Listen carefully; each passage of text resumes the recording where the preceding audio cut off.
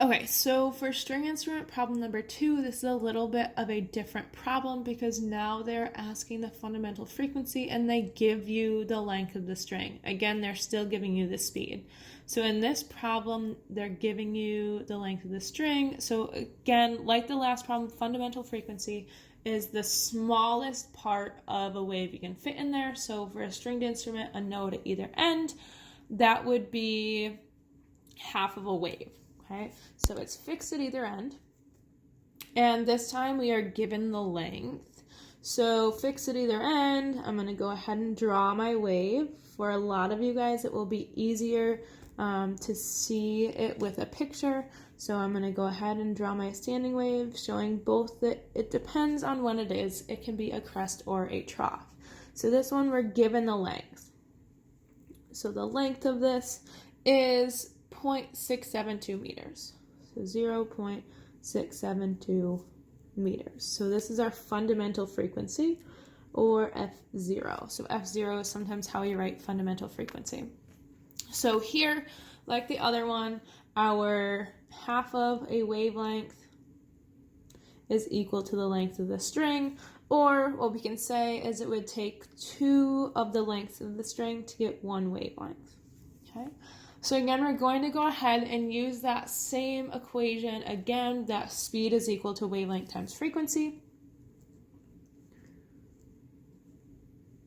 Like before, there are 2 ways that we can do this. We can either go ahead and calculate the wavelength first and then put that in here, or we can plug in, okay, we know that the wavelength is equal to 2L, so 2 times that value, because this, if I didn't write it here already, that is the length. I'm going to go ahead and just make it in one step. So we have the speed that's 425 meters per second.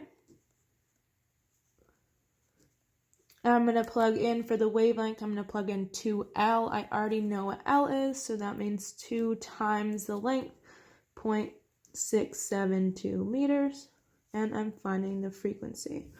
Okay, so there's the start of that. After you go ahead and calculate it, you get a frequency of 316 hertz. So that is for the first part of this problem. There now is also a part B to the problem.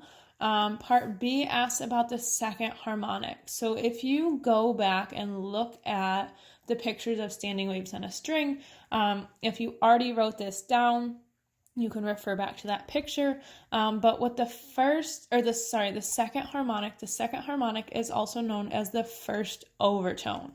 So the second harmonic is the next biggest portion of a wave that we can fit on that string. So I will do part B on this side of the paper. We know that string still is a string, so it still has a node at either end, node being no movement. The length of the string is still the same. Length of that string is still the 0.672 meters. Okay. Before we had for the fundamental frequency, what is known as the first harmonic, we had half a wavelength. Now if we have a node at either end, the next portion, the next biggest wavelength we can get in there is if we add another half, we can get 1 complete wavelength. Oh gosh, the mailman's here. My dog's gonna start to bark. I apologize. So if we get an entire wave in there, okay, so that is one side of the wave. Since it's a standing wave, we also have to draw the other side. So that would look like this.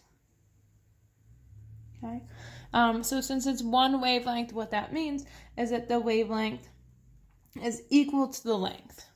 Okay, so again, we're asked what the frequency of the second harmonic is. We're going to use the same formula as last time, V equals lambda F.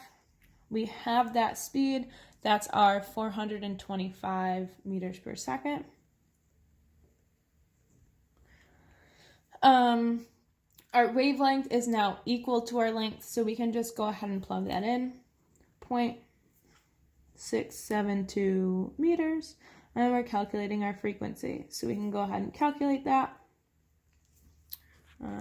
Just a second.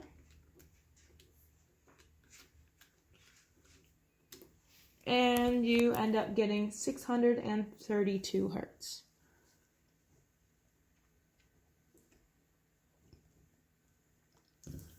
Okay, so since it is double the length, you will notice from one frequency to the other, it will be double, or not double the length, half the length for the wavelength. The frequency will double. So that is the answer for part B.